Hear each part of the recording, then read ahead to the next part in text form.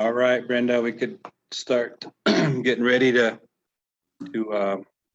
start with the opening here in about another minute or so. Okay. Thank you.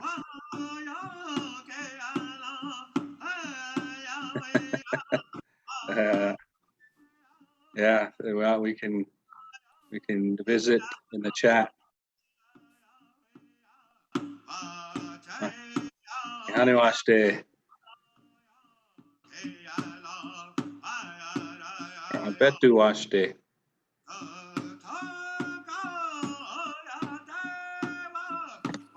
And then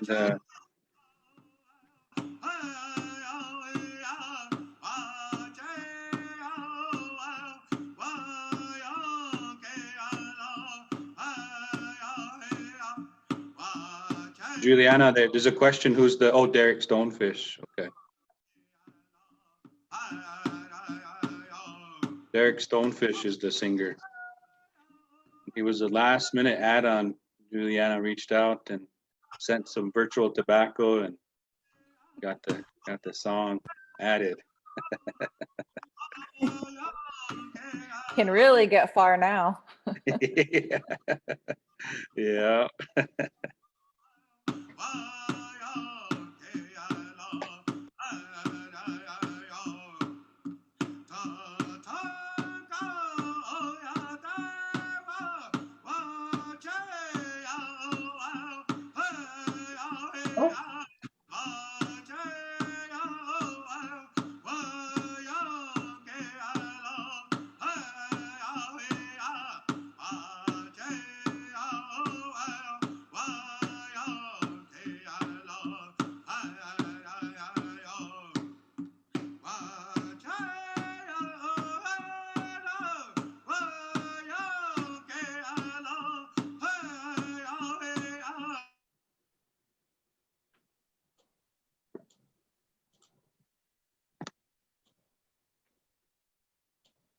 All right. Good morning, everyone, and welcome to the second keynote of the 2020 virtual edition of the South Dakota Indian Education Conference. We changed it to a conference this year. And I'll just before I go into the opening prayer and welcome, I will ask Juliana just to give a re-welcome and maybe some opening words, and then we'll get right to it. So thank you, Juliana, for hosting us and setting this all up and bringing us all together these next few weeks. Yes, thank you. And good morning, everybody. That's on the webinar today, and also to folks out there on Facebook Live. Good morning. And welcome to the 17th Annual Indian Education Conference, formerly Summit. Our conference is hosted once again by Mr. Whitney Raincounter.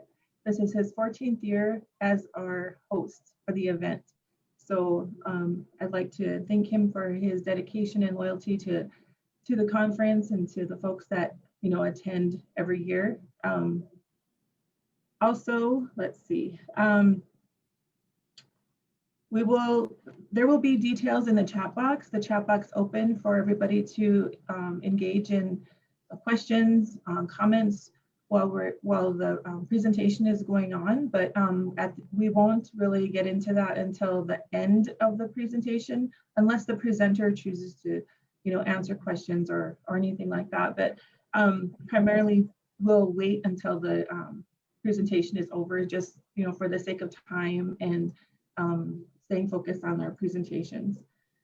Also, the video breakout sessions that we would normally have when we would have breakout sessions if we were in Pier and we were at the Remcoda, but we aren't doing that. So in place of that, we have our video presentations posted also on the conference website, and those will be available for 2 weeks. So folks can watch those. And what will happen is a survey will come out at the end of the conference, towards the end of the 2 weeks, so people can indicate which which sessions they attended or viewed, so they can get the continuing education hours for that. So that's why those are posted there. and people can take advantage of those. And there's some really, really, really good video presentations. I've watched them, and there's a few of them in there that are excellent. They're all really good, but some of them I'd like to keep for references. Also, let me see, I took notes from our last presenter. But yeah, I just wanted to make a mention that our all of our keynotes this year have a tribal affiliation or attached to them. And so if you look at the website and our host as well, and it's because we're doing this Indigenous Education Conference, and it's just a chance for us to showcase our Indigenous folks that are educated, that have made a difference, and that are moving, helping to move and shape education, and also for our young people, so that they get used to seeing us in the front. They get used to seeing our Indigenous people and looking at what tribe they're from. It's really important that we do that. So I just wanted to mention that, and I wrote it down and I didn't mention it on Monday. So thank you. With that. So those of you that don't know me, my name is Juliana White Bull Taken Alive. I am from Standing Rock. I'm an enrolled member. I live on Standing Rock, and that's actually where I'm at right now. I live in the Running Antelope District, and I am. This is my second Indian Education Conference, so please bear with me. First virtual conference ever. So with that, I would just like to introduce Whitney, who will do our opening prayer, and we'll get started. Thank you, Juliana. Hamitaki pi aniwaste. Yuha chante waste na pe chiusapi. Whitney Ren Counter Machiapi. I want to welcome and greet each and every one of you with the warm handshake this morning, and welcome to the 2020 South Dakota Indian Education Conference. And we look forward to the continuing discussions and sharing space with one another as we share and learn more tools that we can use to help our families, our communities, our loved ones, especially our precious children who deserve and belong to our communities, and the blood of our ancestors run through them. Our ancestors who have sacrificed and did everything they can to ensure that the Lakota, Dakota, Nakota, and every tribe, the ways of our people lives on, no matter what.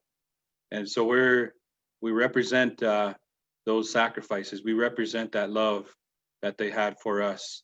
And even though we've had a tough history, our ways are coming back. The seventh generation and who we are as people.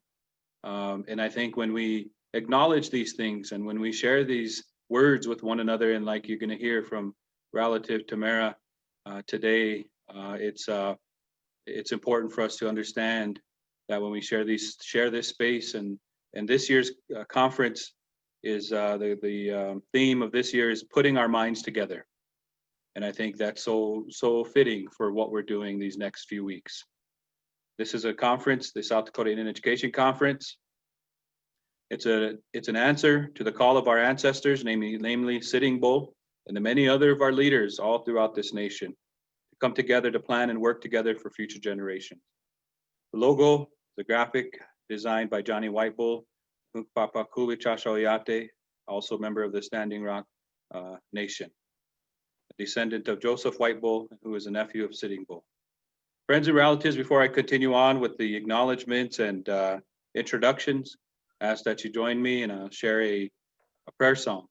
And you all can pray in your own way, however you believe, in your own way that you share and speak to the Creator. I'm going to share this song at this time.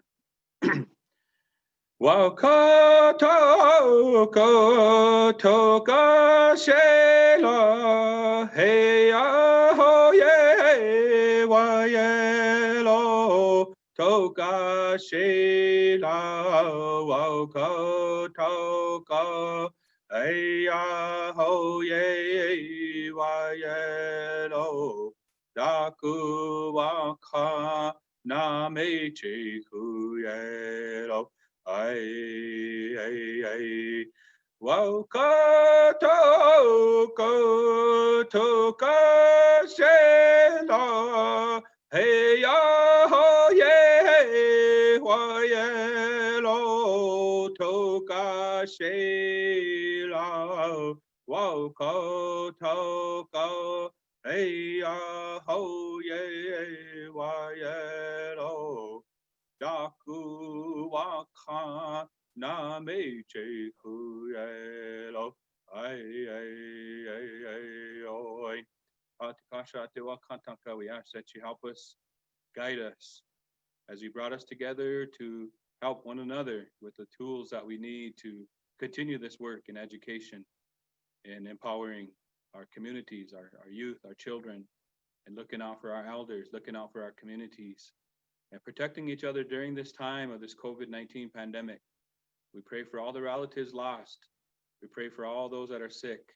Pray for all those and protect all the loved ones and the families. We ask that you help us through this time. Creator, we thank you for everything that you have given to us. We pray for all the families and all the loved ones on this call and all their families as well. And we ask that you continue to help us in this way.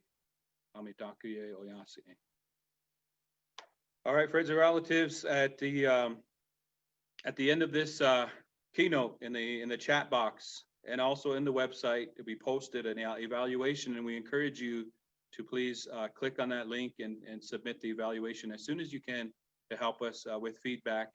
And if you missed the last evaluation, you can go onto the website also to submit that evaluation as well. So just keep that in mind throughout the conference. As well, the links of these will be posted, of the actual Zoom and keynotes will be posted on the website until August 24th. So just keep that in mind. If any of your relatives or friends or anybody that missed the keynotes, they can access those on the website. Also want to acknowledge, Juliana White Bull Taking to Life and her team, all those involved in planning this year's conference. Thank you for bringing us all together and providing this space for us. I want to say thank you to Dr. Julie Mathiasen and the Thai organization for collaborating, organizing, and providing technical support. Dr. Ben Jones and the South Dakota Department of Education for collaboration and support as well.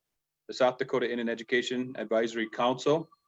And the 2020 South Dakota Indian Education Summit Conference Planning Committee. Lisa Bordeaux Taken Alive, McLaughlin High School. Megan Deal, Kennedy Elementary, Pierre School District. Joel Moran, South Dakota Department of Education. Cheryl Medarius, Sinte Galeska University. Nicole Schneider, Michaela Frick, Andrea Eid of the Department of Tribal Relations, and also all the Wo'okie teachers, the first cohort in pilot schools.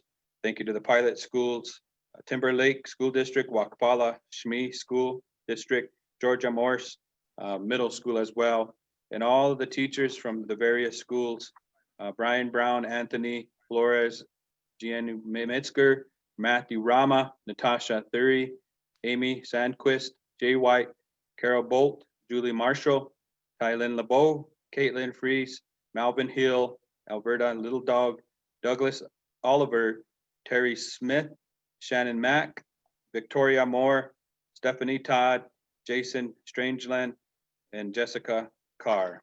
Let's give them a virtual round of applause, ladies, friends, and relatives, because they've committed to helping our education grow and include the Indigenous point of view and perspectives. Friends and relatives, as we gather here on August 12th, in the 2020 South Dakota Indian Education Conference, we want to say welcome as we go through the next presentation, our keynote, Onipikte, that we shall live, reimagining schools to decolonizing education. Tamera Miyasato, Medewakata Dakota, Anishinaabe, learning specialist with the Thai offices. Also, moving on here, the COVID-19 global pandemic, the murder of George Floyd, the subsequent amplification of social justice movements have impacted every aspect of our lives. Education is no exception. A collective awakening has begun. What can I do is the reverberating throughout our communities. This discussion will share the Wope Sakoi in the educational setting to decolonize education for the continued success of every learner. The hope is to move beyond discussion into action to promote, sustain, and maintain collective change. Tamera Miyasato, Dakota is a learning specialist at the Thai Technology and Innovation in Education. Her experience in education began teaching secondary English, language arts, and speech communications at Pine Ridge schools. Tamera was born in Yankton, South Dakota, and grew up on the Pine Ridge Indian Reservation and the Flanju Santee Sioux Reservation, where she is an enrolled member. She is an extensive practice with the American Indian communities through her current involvement in K-12 education and previously in public health and film production. Her activities in these fields include developing culturally relevant curriculum, classroom management strategies, and school-wide cultural proficiency plans. In addition, her previous activities include community outreach and education surrounding traditional Lakota use of chashasha, sacred tobacco, and cultivating relationships between the world through film production work. Tamera shares her work with educators across Turtle Island, United States, through speaking engagements, professional learning workshops, and other activities. She specifically shares the Wope Shakoi in the educational setting, a self-developed framework that began as the foundation for classroom management and was implemented over the 2-year period at Pine Ridge School. Since then, it has expanded into many different areas of school improvement, such as cultural proficiency, school climate, and effective leadership practices. Tamera continues to develop this work in her position at TIE. Her unique background and professional experiences allow her to work with diverse groups of people. She brings a different perspective to many conversations surrounding education. Tamera is currently pursuing her doctorate at the University of South Dakota and lives in Rapid City with their husband Charles and their son Lucien. Ladies and gentlemen, friends and relatives, join me in giving a warm welcome to our keynote, Tamera Miyasato.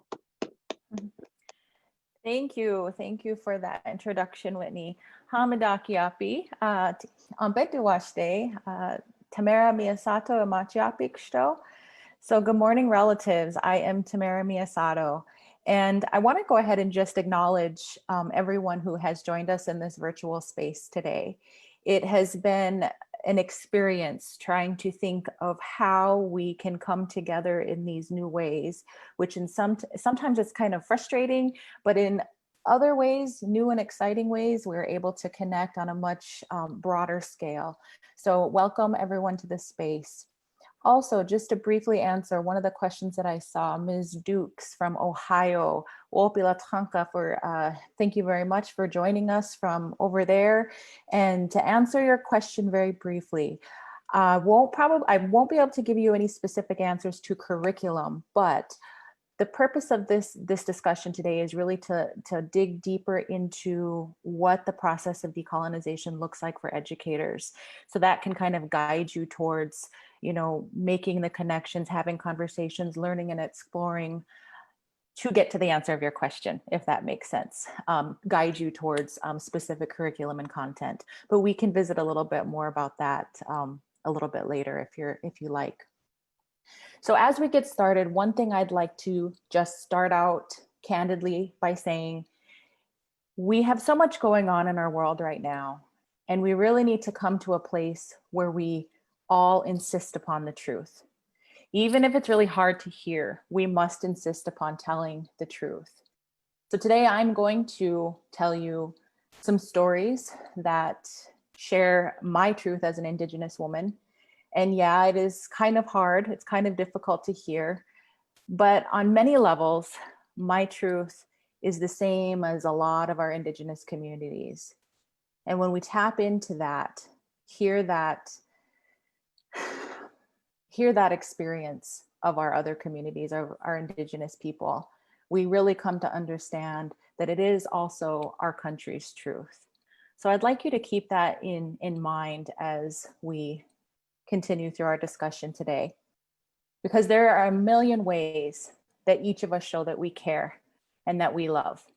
And yes, There's also a million ways to show that we hate, that we fear what we don't know and what we don't understand. In the past several months, we as human beings, we've seen the multitude of ways in which we present ourselves to the world, the ways in which we love and the ways in which we hate.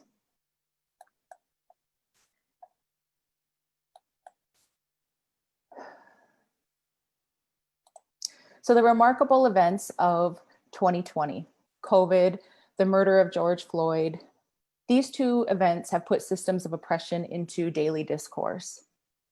It's challenging to find someone who hasn't been impacted by COVID. Unfortunately, we probably know somebody who's contracted the virus, or we know somebody who's passed away from it. It's also pretty challenging to find somebody who's never experienced oppression or racism, or at least it's hard to find somebody who doesn't have something to say about it. So these two events, COVID and the murder of George Floyd, while they seem like they're two separate things, they're really not. Oppression and racism exist. Our society has been systematically taught misinformation about our groups. And it doesn't matter if you are belonging to the dominant group of society or if you're a member of one of the devalued or subordinate groups. COVID is just bringing all of those inequities to life. We're seeing inequities in access to healthcare, affordable housing, and jobs. So while these events seem like they're separate, both of them have amplified our actions to love or hate. We see love in the swift action of communities pulling together, supporting people impacted by COVID. We see hate in violent military action against peaceful protesters speaking their truth. I'd like to say that I'm an optimist, but I recognize and I see that pendulum, it's kind of gotten that hard push to the side of radical love and action. What can I do? For some, it's really impossible to know what to do if you've never been impacted. I've been asked this question, what can I do, countless times in my life, but I've been asked it even more so since March. And honestly, I have to admit, it's exhausting. It's very exhausting to hear. And some days I really don't know how to answer it. Sometimes I just want to say to people, oh my gosh, like just do something, wake up, because it's really not that hard. So sometimes that optimism gets really hard to tap into. And I'm sure a lot of Black, Indigenous, and people of color, people are feeling the same exhaustion that I do. And honestly, it's an exhaustion that's really hard to explain to white people. Some of us are born with that exhaustion and it runs deep in our veins. So when somebody recently asked me again, no, seriously, what can I do to better understand? I just gave a canned response. I said, just listen to us. And while listening needs to happen, when I said that, it didn't feel right. I think it felt off because my response only reached that one person. It didn't move beyond her. And I didn't get to tell her, listen radically, stop, listen. Listening's easy, but it's the hearing of our voices that's challenging. So it remains a canned response, and I'll recite it again to the next person who comes with questions and good intentions. As Whitney shared with you, I am pursuing a doctorate in educational leadership. And our professors tell us, as researchers, you need to get down to the root cause of the problems you're trying to fix. So what's the root problem or the root cause of all of this stuff that's going on right now? All of the inequities and all of the acts of hate that we are witnessing and experiencing. When I thought about that question, the only thing that came to my mind as that root cause is colonialism. So the Stanford Encyclopedia of Philosophy defines colonialism as a practice of domination, which involves the subjugation of one people to another. Here we are. We're feeling the effects of domination and subjugation. Black, Indigenous, and other people of color have been subjugated since 1492. And I hate to say it, but we all play a part in it, especially as educators. So what can we do? How do we show our actions of love in the face of such uncertainty? How do we honor voices that have been subjugated and silenced through our actions as educators? How do we remedy the ways in which we have consciously or unconsciously upheld systems of oppression in the content and the curriculum that we teach?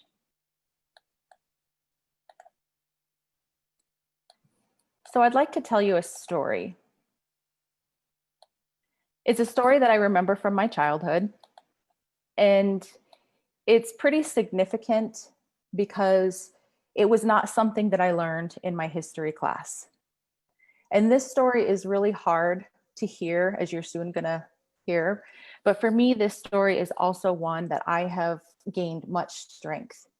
And it is a story of hate, one that's 157 years old, but unfortunately, it's also a story that's not so distant as we would imagine. So I am Berewa Kantowa Dakota. And in other workshops and presentations, I have told the story of my grandmother Judith, who married Thomas Wakeman, otherwise known as Wowinape. Wowinape was the son of Taoyate Duta. Many of you may know him as Chief Little Crow. Taoyate Duta led the Dakota Uprising of 1862. Now, some people, of course, they're likely ones with a colonial mindset, but some people and historians might say, well, those Dakotas kind of got what they deserved, right? They killed innocent settlers and waged war against the US. To which I simply say, our people were starving. Our people were stripped of our homelands, our traditional hunting grounds, and the US never made good on their promises. We simply wanted to survive. But yep, you're right, we fought. And we paid dearly for our uprising. So this uprising took place in the summer months of 1862. And 4 months later, Abraham Lincoln ordered the execution of 38 Dakota men. On Christmas Eve in 1862, our men were brought out. They sang their death songs on the scaffold in front of a crowd of thousands. White settlers cheered at the spectacle, then went home to begin their family Christmas celebrations. Later, 2 more Dakota men who had fled were captured and also hanged. After the execution, my people were exiled from Minnesota, a law that's still on the books. A bounty of $25 was placed on the head of Dakota people, and $500 was the bounty for Taoyate Duta, who had not been caught. 7 months after the hanging, and this hanging was the largest mass execution in the history of the United States, Taoyate Duta and his son were on the run. It was in the heat of midsummer sun that they stopped to pick berries. As fate would have it, 2 settlers from Hutchinson were out checking cattle. Upon seeing the Dakota men wanting their $25 bounty, they opened fire. Taoyate Duta and Wowinape fired back, injuring one of the settlers. But they were not without injury. Taoyate Duta had been shot. As later recounted by the white settlers, the young man stayed with his father, who gave him instructions. Wowinape dressed his father in his best moccasins, and upon his father's last breath, Wowinape fled. The settlers took possession of the man's body, scalped him, and they did not know that they killed the respected war leader. They brought him back to Hutchinson, where they and the townspeople continued to mutilate him. Some did recognize that he looked a little bit like Little Crow, but most were too busy taking part in the desecration to even bother any further. They placed firecrackers in his ears, his mouth, and his nose. They dragged his body through the town and lit the fireworks. He would later be beheaded, his head thrown into a field to rot, and his body dumped into a trash heap in a dark alley. Sometime later, Wowinape was captured, and he confirmed that it was his father who was killed in the raspberry patch. The white settlers who killed him would later claim their $500 bounty. Taoyate Duta's remains were given to the Minnesota Historical Society, where they would remain in a box until 1971. Taoyate Duta was finally returned to his family and is interred at Flandreau. So I remember when my mom told me this story for the first time. We were driving back to Flandreau from Pipestone, Minnesota. I don't think I was any older than 11 or 12. And at that time, my biggest dream was to follow in my grandpa Alex and my older sister Deb's footsteps. I wanted to go into the military. So when my mom told me this story, I was really uninformed and uneducated in my own history as a Dakota girl. I asked Mom, but who's responsible for all this? And knowing my obsession with the military, my mom hesitated. And then she said, the United States Army. And I was stunned. I was angry. And this anger continued through my middle and high school years. So if you listen to the keynote speaker on Monday, Dr. Meyer talked about this anger, this collective anger that a lot of Indigenous people experience. And it's taken me a long time to work through this anger. But the anger helped me find my voice. This is where I started to challenge my teachers. And of course, by challenging my teachers, I was labeled a troublemaker, but I simply wanted to know why we weren't being told the truth. And because of their response to me, I began to hate school. So last month in July, I recalled this story, as I do every July 3rd. When everyone is gearing up to celebrate the 4th of July, I think about my ancestor, my grandfather, and how differently my life would have been if I hadn't been told the truth. As I was recalling these memories, my friend Sarah texted me.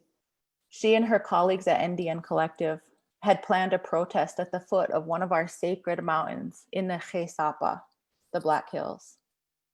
I knew that the crowds were going to be crazy because of a specific visitor to our homelands. And my family and I had been really cautious about social distancing, so I really didn't want to put us in danger. But something deep within me, something in my core wouldn't let me stay away. A voice, a feeling, I don't know what it was, but I was definitely being pulled to Keystone. My mom kept our son, and my husband and I jumped in the truck and we headed out to the protest. As we drove through Keystone, there was a palpable energy in the air, and it was frightening. I felt like this spot was a confluence of anger, fear, and hate. People of the Geisapa were there protesting. People not of the Geisapa from outside of our area were there protesting COVID response. They were there to celebrate their freedoms.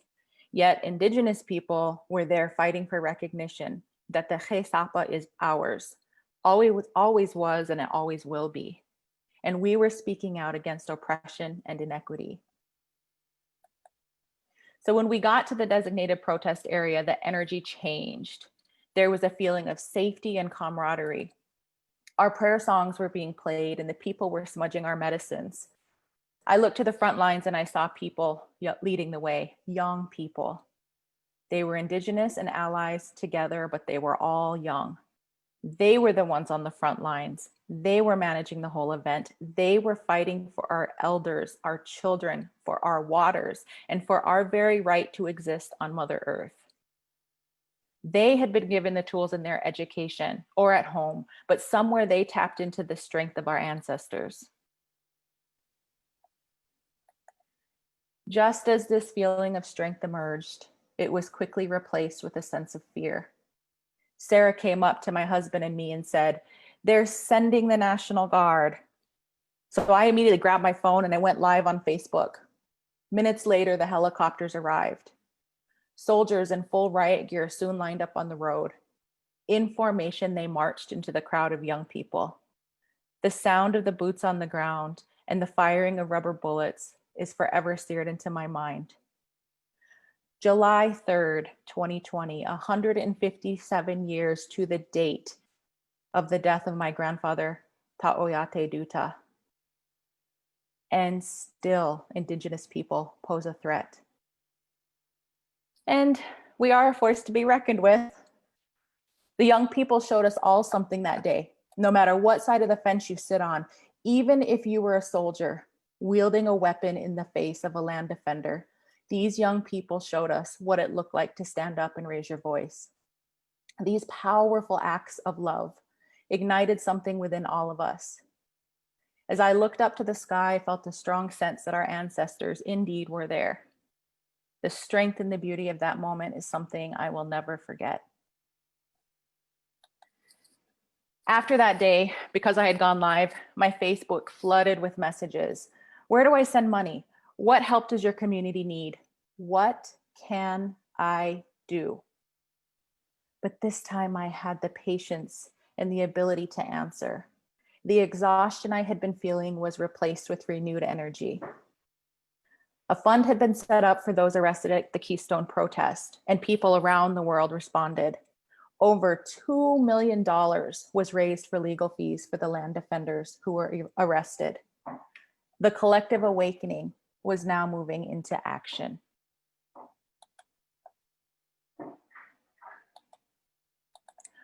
What can I do? As the weeks passed, I've thought a lot about this question because I've asked it of myself. What can I do? What more can I do? Am I doing enough?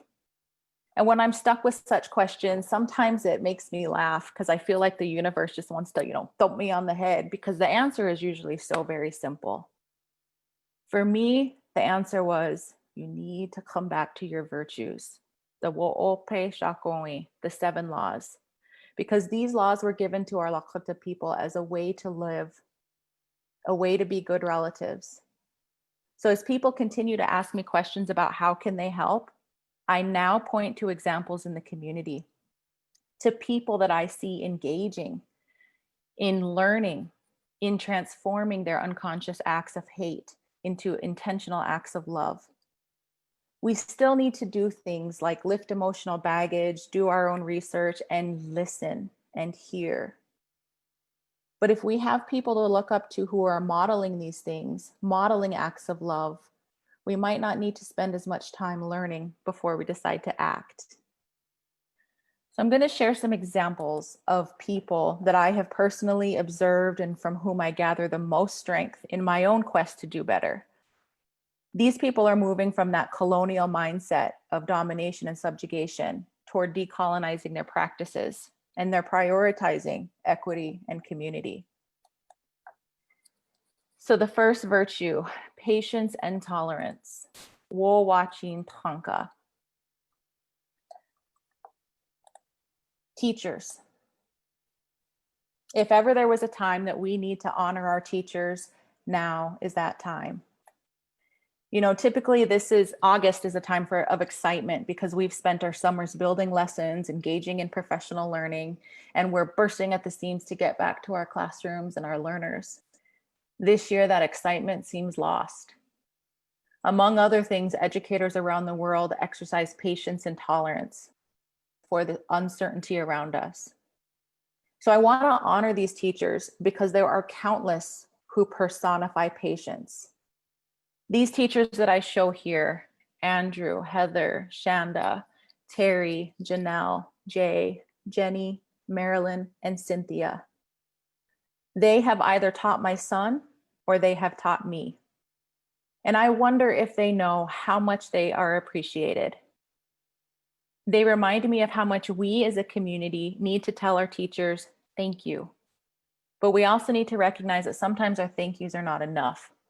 If we truly want to decolonize education and move away from the mindset of domination and subjugation, then we need to show up and support our school community in any way possible, because we have the responsibility to be teachers of our truth as well. Wo ohitike, to be guided by principles, bravery, and courage. I shared a snippet of my experience at Keystone and the bravery and courage that I witnessed in our young ones. It surpasses anything I've ever experienced. I saw their bravery at Keystone, but I also saw it in the classroom. Former learners showed me what it means to be a warrior. There were times that I thought that I couldn't teach another day because of the pressure, the politics, whatever. but I saw the learners come back every day. And many of my students belong to underserved and marginalized groups. They come to school and they weather the storm because they're enduring systemic racism. They're navigating spaces that were not created for them, yet they still show up. And so I figured, man, if they can, I can too. But me as an educator, as a professional, I have it within me to change those systems, to dismantle them from within. And that's a commitment that I've made because of my heroes, all of the former learners, those brave students who came in and went through my classroom door. Wowayu Oniha means to respect and to honor. So I'm going to be honest with you here. Most women don't like to do this, but I am entering my 22nd year in formal education. I'm a third-year doctoral student and I am 41 years old. That's a long time. But this is the first time that I have had a professor who is requiring that each of her learners directly interrogate racism. Dr. Messick is at the University of South Dakota, and she has made it abundantly clear to all of us that we're going to get uncomfortable, that we need to discuss the importance of racism in education.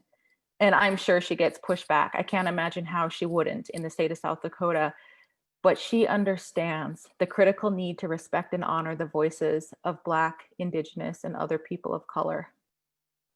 For the first time in my post-secondary education, I feel like my voice is being heard. So thank you, Dr. Messick, for respecting and honoring my experiences. For that, I respect and honor you. Woke Sape, understanding and wisdom. So for the past several years, Heather Dawn Thompson has shared knowledge with the community about the history of Susan Hospital and the land in West Rapid City. She credits her team of lawyers, PhD historians, IT and web experts, architects, education experts, all Lakota professionals, because the scope of work of this magnitude requires a team.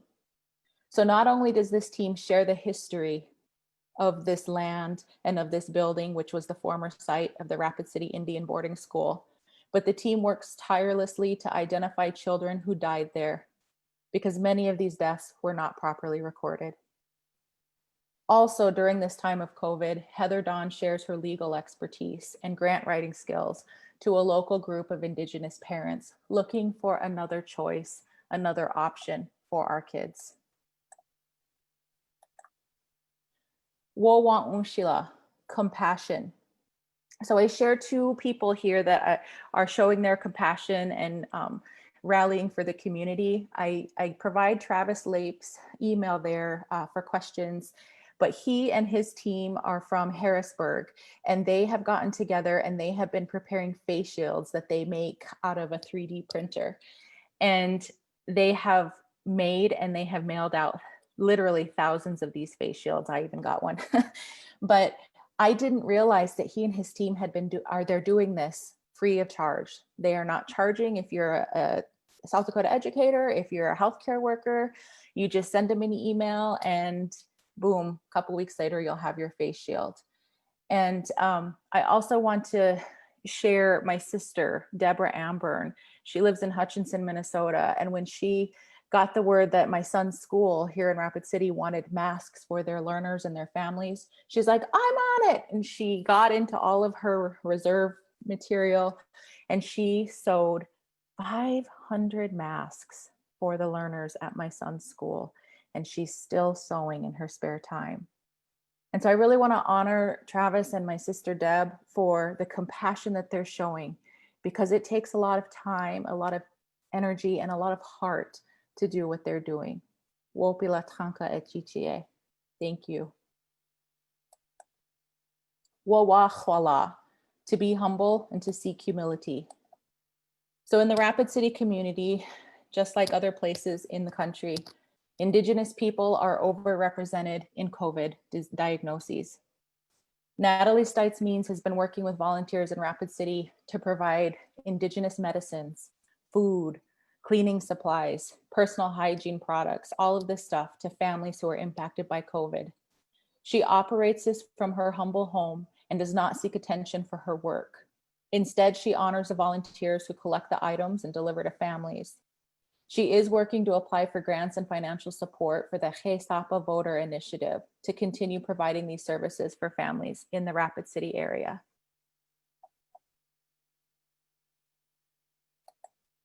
Wachante Oganake, to help, to share, to be generous. Alex Fire Thunder is a Lakota language teacher at Little Wound School on the Pine Ridge Indian Reservation. His wife teaches English language arts at Ampo Wichakpi, Pine Ridge Girls School. So Alex is one of those young ones that I really look up to. His fierce commitment to Lakota language and cultural revitalization is evident in his work with learners and the personal time he devotes. So on his Facebook page, he shares a lot about food sovereignty and the importance of knowing the bounty that surrounds us in our homelands. He collects indigenous plants from his backyard and transfers them to his plate. My grandpa, also an Alex, always told my mom, everything we need is around us.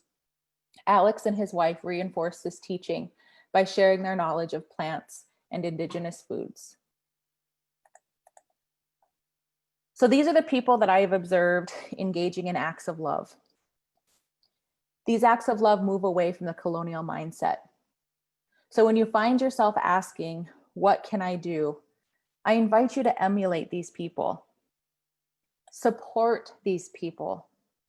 Each of them could use your help, whether it's through volunteering your time or your financial support. Through this time, even my own questioning, how do I help? What more do I need to do? And observing these beautiful relatives, I actually reached out to somebody myself. So I messaged my best friend a couple of weeks ago from high school, Sandra. When we were in school, we did not have access to Indigenous culture. Our school was very colonized in its thinking. It was a former boarding school after all. But I think about how different life would be if we had that access to language and culture. Sandra and I had to forge our own path into Indigenous knowing so that we could share that with our children. But I want to be clear about something. I don't blame our parents. Our parents came from the generation of boarding schools. They were stripped of language, they were stripped of culture, they were simply unable to provide this cultural foundation for us. And it's kind of complex to understand sometimes. So I'd like you to think about the decolonization process in terms of generations. So in my family, it started with Wowinape and my grandmother Judith. After his capture in Minnesota, Wowinape had to lay down his Dakota identity and adopt Christianity in order to survive. Both Wowinape and Judith were prisoners at Fort Snelling, Davenport, Iowa, and Crow Creek. And they did what they had to do simply to survive.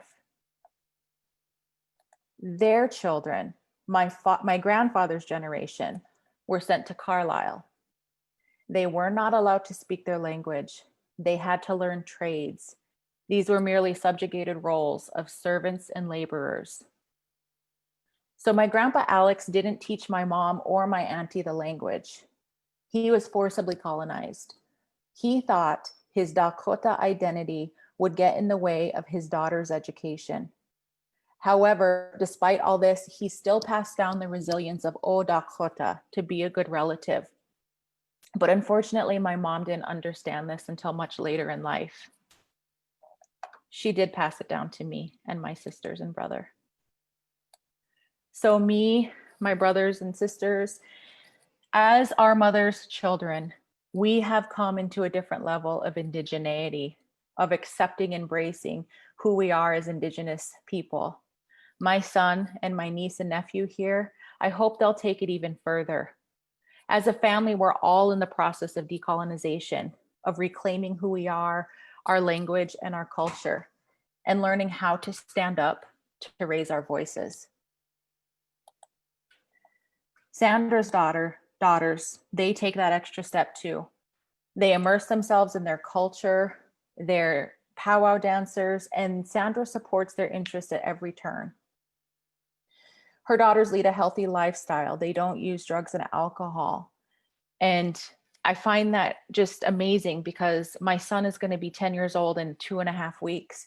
And I had to ask Sandra, oh my goodness, how do you do it? How can I prevent my son from following in my footsteps?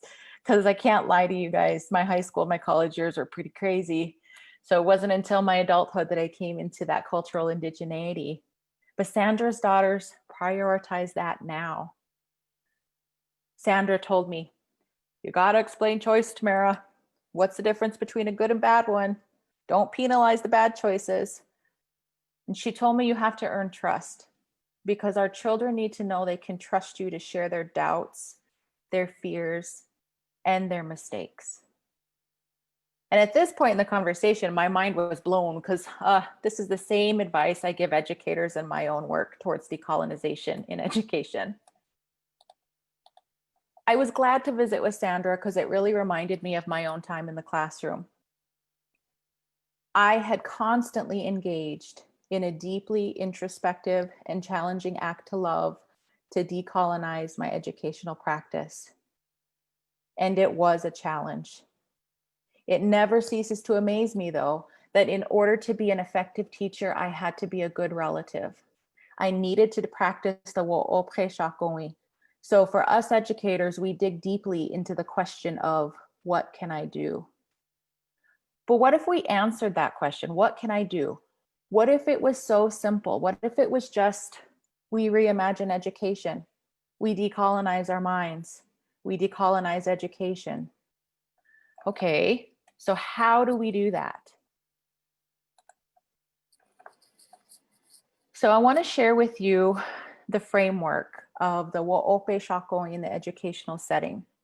So this framework was developed in 2015 when I was a classroom teacher at Pine Ridge School, and it was really born out of my own inabilities to be an effective teacher.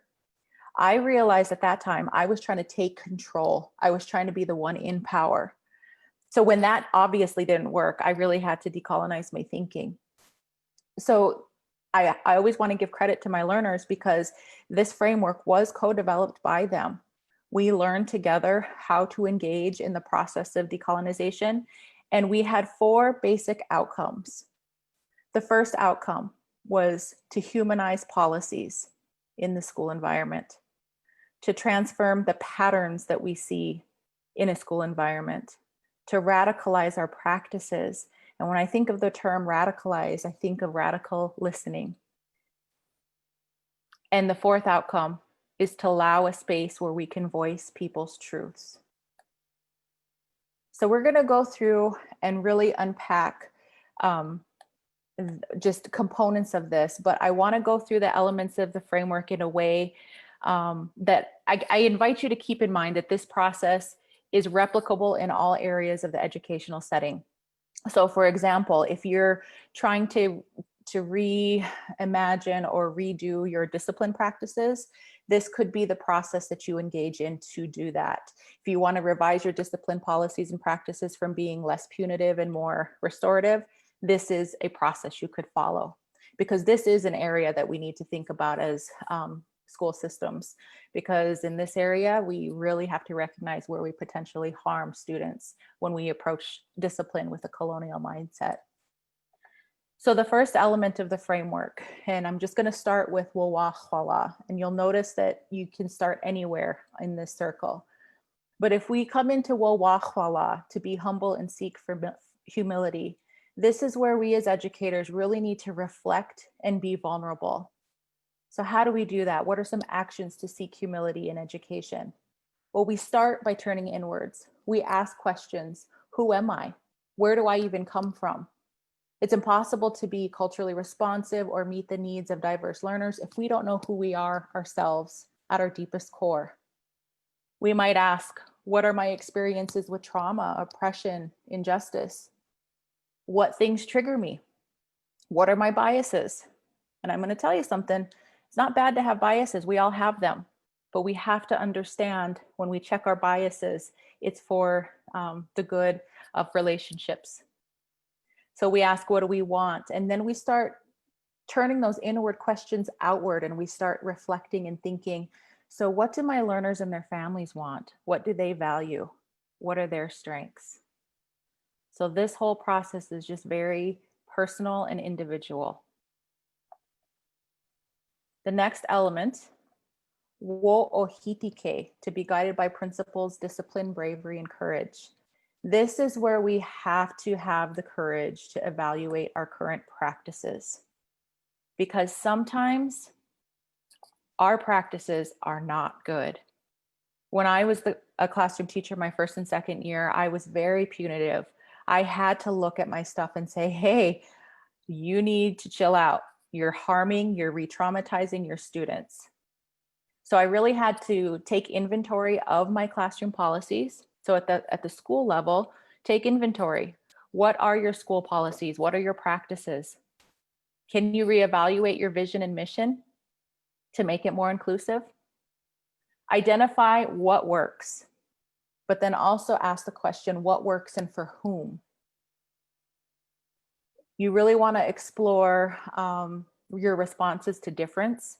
And so there is a cultural proficiency continuum, and I can share that in the resources. But you want to really look at that continuum and think, where am I? Where is our school? And where is our community in terms of our responses to cultural difference? Woke sape. This is where we come into understanding and wisdom by learning, exploring, and asking questions. So what are some actions to gain understanding and wisdom? This is really where we need to start to lean into discomfort. We need to start learning about the socio-political context of our school and community. Do we know what issues our learners and their families face? What do they face outside of the school walls that they bring into the classroom with them that impact their learning? And I'll tell you, don't shy away from the hard stuff, because this is probably one of the hardest parts of this framework, is to really learn and really humble yourself into that deep listening or radical listening. And this is also the point where, we do a lot of reading, especially now in the past couple of months. I think Robin DiAngelo's White Fragility book it's hard to get because it's sold out, because everybody's reading and they're coming into that awareness, which is amazing and it's great. But then once you've done that, how can you move beyond a passive activity such as reading and into action? So how can you explore some actionable steps, even if they're small? One of the things that I find is easiest about this process is if you find a thought partner or a critical friend, bounce ideas off of each other, ask questions, hold each other accountable. Wo wa unshila, create a plan. This is where we're looking at taking actions that envision compassionate change. So at this part of the process, we really want to keep the values, the wo'ope shakongi, the 7 values. We want to keep that centered so that we can ensure that our actions are matching our intentions. So some things that you can start to do in your school community or your classroom: build asset-based profiles of your learners. What are their strengths? As a school or as an individual teacher, identify a healing focus.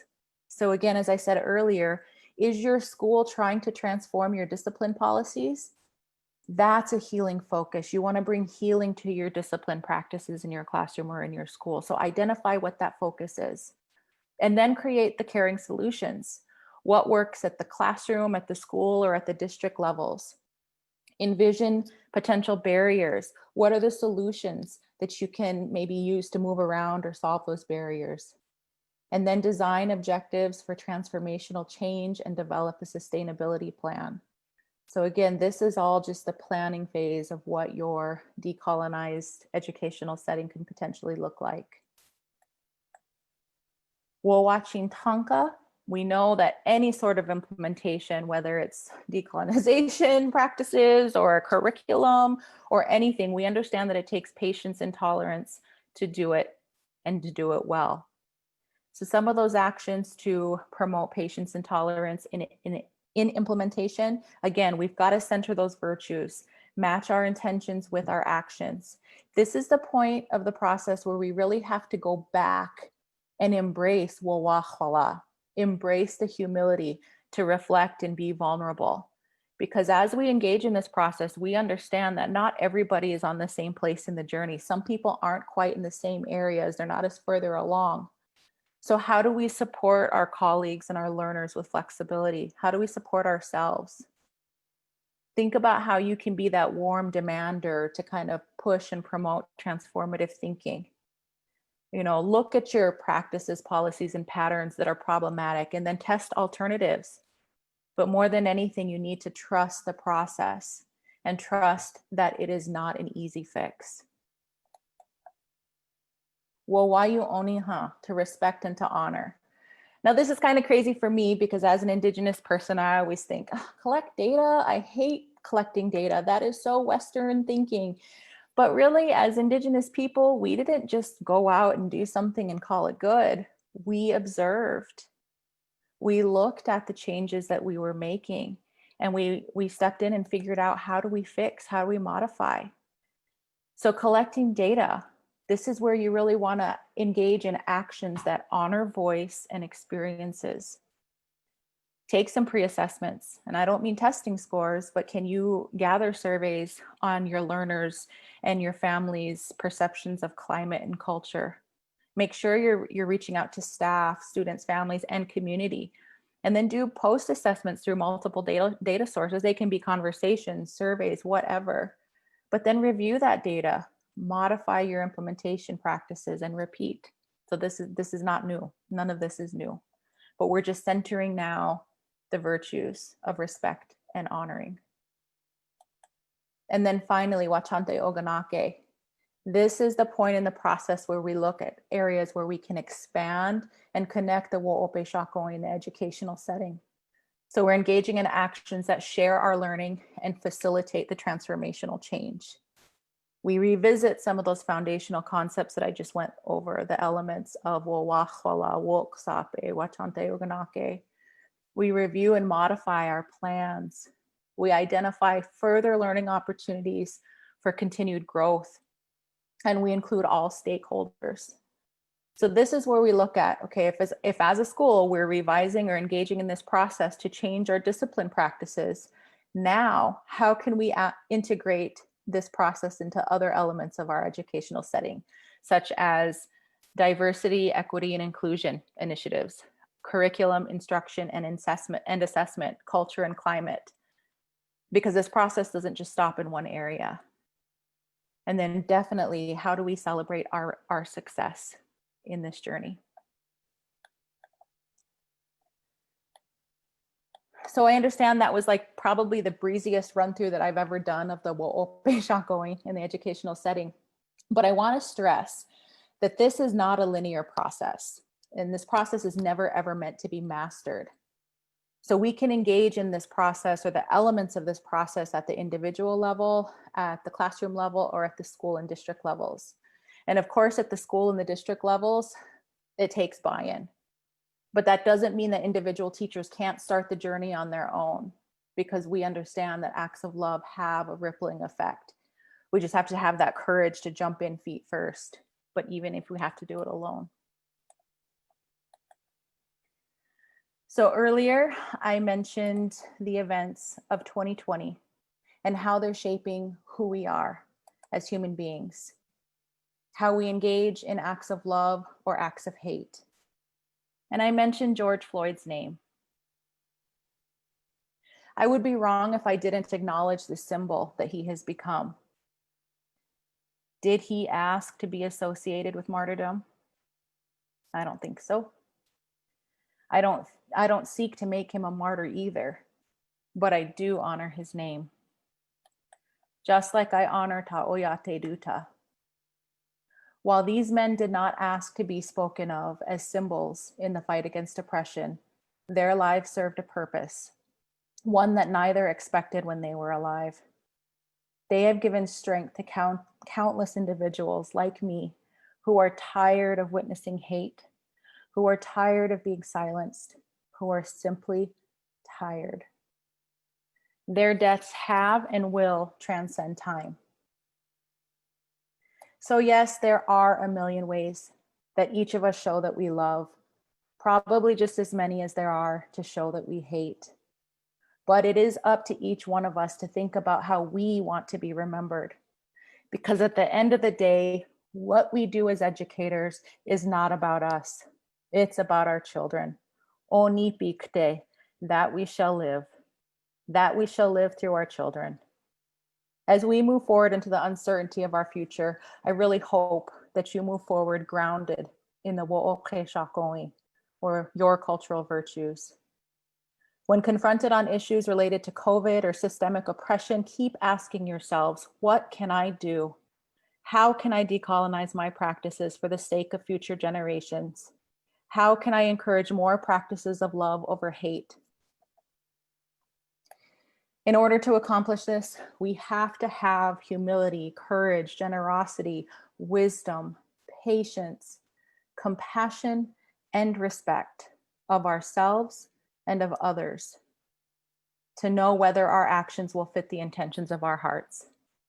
Keep asking yourselves, what can I do? Follow the example set forth by others, and just do it. Wopila at Chichie, thank you so much for joining me today. I think we have some time now to open it up to questions, if I remember correctly. Yes. Before we go into questions and comments, thank you, Tamera Miyasato, soon to be Dr. Miyasato, for your words of wisdom and sharing, and going through some of the, I think, the challenging things that we all do as Indigenous peoples, especially a lot of us that grow up on the reservation, and we don't know why the world is the way it is today. And when we educate ourselves, we find out the facts and the truth that is really not represented in our K through 12 education. It's almost like we have to have a major in college to learn about it. So thank you for sharing and recognizing our ancestors who went through the challenging times. And I think ultimately we share these facts, and you just hope that people will have a sense within their hearts and their minds to understand and have a little better understanding of why we are living the way we are today, why there's such challenges today that we face because these facts are withheld from a lot of us. So thank you for that, and thank you for everybody for listening.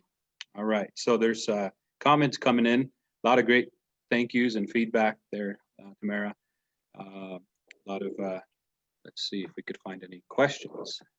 There's a lot of positive feedback, but not a lot of questions coming in, which is okay. It's a lot to digest and important information for us to share. Let's see here.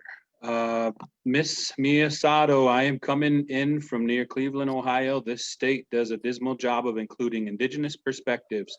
I am hoping to get specific content and issues you would like to see addressed. An entire curriculum will not be rewritten, but I can make sure what is considered critical discussion is made available for the appropriate grade levels and teachers in my district, plus any other teachers I encounter, from Jacqueline Dukes. Awesome. Yeah, so I don't know. So I kind of tried to answer her question, and I'm sorry that I couldn't offer you any specific direction towards any resources or content. So again, this was just really engaging in the process to get to that point. But there are a couple of sites, and probably something that's more relevant to you in Ohio would be the Native History 360. And I can share, or maybe Julie, Megan, or Brenda can put that in the chat box. But it's a tool developed through the Smithsonian, I believe. I'm just now pulling up, the National Museum of the American Indian. And so it's a set of like essential understandings, and it's very much like what we have in the state of South Dakota called the Oceti Sakowin Essential Understandings. But this is a little bit more general because of course it's inclusive of all of the hundreds of Native nations within the country. But they are moving a lot on building resources for that initiative and for those essential understandings. Actually, I just saw a job announcement come through not too long ago that they're even hiring an education specialist to create curriculum, to create content and resources, and give provide professional development at the national level. So again, if you go to the americanindian.si.edu, that will have information on that initiative and the essential understandings there that all of those understandings are you can integrate into your current and existing curriculum. I hope that answers your question. Thank you. Also, coming from Amy Pearson, would you please share what I think you called differential continuum? Oh, yes, the cultural proficiency continuum. I will definitely share a link to that in my resources after this. The authors of that particular continuum are Lindsay, Terrell, Nuri Robbins, and Terrell. So again, I'll share that with my resources. Very, very useful for schools. Awesome. All right. Well, just a lot of thank yous, a lot of appreciation, a lot of positive feedback. Amazing job that you bringing up these difficult, hard such issues, so that we are able to deeply reflect on how this affects us as educators and how we can start to become the change. Powerful presentation from Jonita White Eyes. Krishna Mestal, excellent presentation. Thank you. And also in a little bit here, I don't know, Julie, if we could, or Brenda, if we could put in the evaluation in the link in the chat while everybody's kind of still on. Maybe they can, take care of that right away.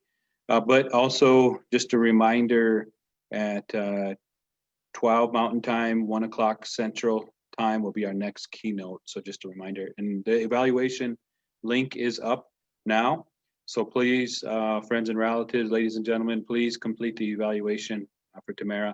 Then you can include your comments in there, and maybe questions as well if you had any. But obviously, this isn't the last chance you have to ask questions. Or I think after time, sometimes we process things and then the questions will come. So, but certainly the biggest recommendation from Tamera in the beginning was to listen and hear. And I just want to share that. A lot of times, we as Indigenous peoples, we're all in different places of our lives in terms of the healing process. And I think that's truly what we're after in all this is to go through that healing process to really find the balance that our ancestors had and how they treated one another.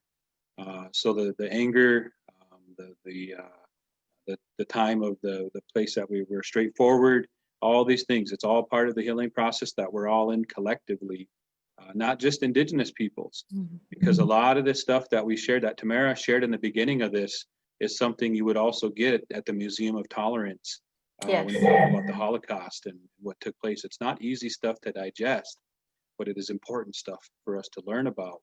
It'll give us a little better perspective that a lot of the issues that Indigenous people face today come from those places and those dark times in our history. But in order to heal, you have to heal, you have to go through, you have to acknowledge, you have to have those discussions. So thank you. Yes, thank you for sharing that, Whitney. Absolutely. So Juliana, you have any words of thank you from the crew there, from yourself, and any follow-up discussion before we close things out? Thanks, Whitney. Thank you, Tamera, for that amazing presentation. You're welcome. I appreciate that, all your kind words, all your wisdom, and for sharing that with everybody that was on. I see people are slowly logging off, but the presentation will be recorded so folks can still see it, and also the Facebook live feed as well. So, yeah, that live feed is actually going to our Facebook group, Indigenous Storytime. So I want to give a shout out quick to my colleagues, Marla Thunderbolt, Jonita White Eyes, Elaine Locke, and Brianna LeBeau. They're all on here right now.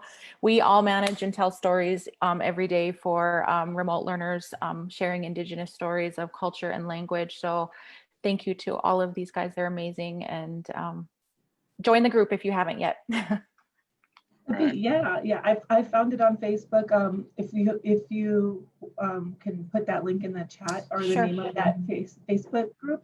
But yes, Thank you, everybody. I don't have anything else.